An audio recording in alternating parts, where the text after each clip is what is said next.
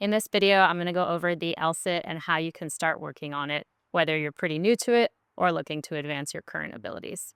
I'm going to work with these parallettes, but if you don't have parallettes, you can work with some yoga blocks or some weight plates stacked or whatever else you have around to get your hands a little bit off the floor. I like the parallettes specifically because you can keep the wrist neutral as opposed to having to flatten out your hands on the block or on the floor. Real quick, here is a demo of the full lsit, which we're working up to. I'm going to get my hands in position, lift, and hold. If you're new to this or trying to improve your lsit abilities, you're going to want to make sure that your upper body position is really locked in. So before you even think about taking the feet off the floor or doing anything else there, we want to make sure that we are pushing down, keeping the chest up, and locking out the elbows here. I often see people training this way or kind of hunching in.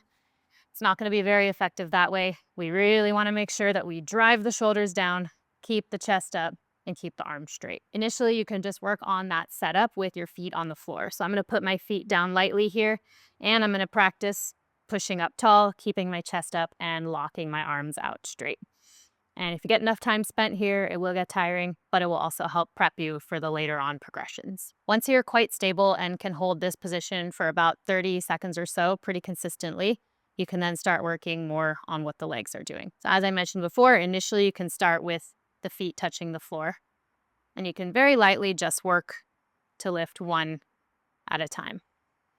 The key here is to maintain the upper body position and not drop down as soon as you do anything with the feet. From here, the drill that's going to give you the biggest bang for your buck is the tuck lsit. So again, once you've worked on those first variations, you can start playing with the tuck. So again, I'm going to set up nice and tall posture, and I bring my feet off the floor here, keeping everything nice and strong. Get shaky and build up time spent there. Again, working towards being able to do 30 seconds fairly consistently will pay off for your long-term gains. Once you have the tuck down, then we can start to do some of the more exciting stuff, some would say. What we'll do here is find our position, go into the tuck, and then you can start working on extending one leg at a time. You can either hold or do what I'm doing here and alternate back and forth. Both are good. I would say initially holding is probably going to be better for most people, and then going to the alternating. Once you're able to do that fairly consistently, again, without hunching down or dropping forward, then of course you can work towards the full lsit. So again, that's going to be super strong posture and coming up into the position.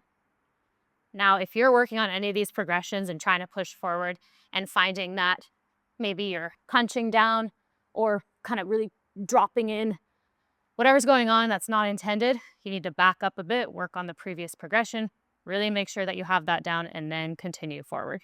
The lsit is a super useful drill, but it can be pretty hard to get in the beginning. So take your time learning it.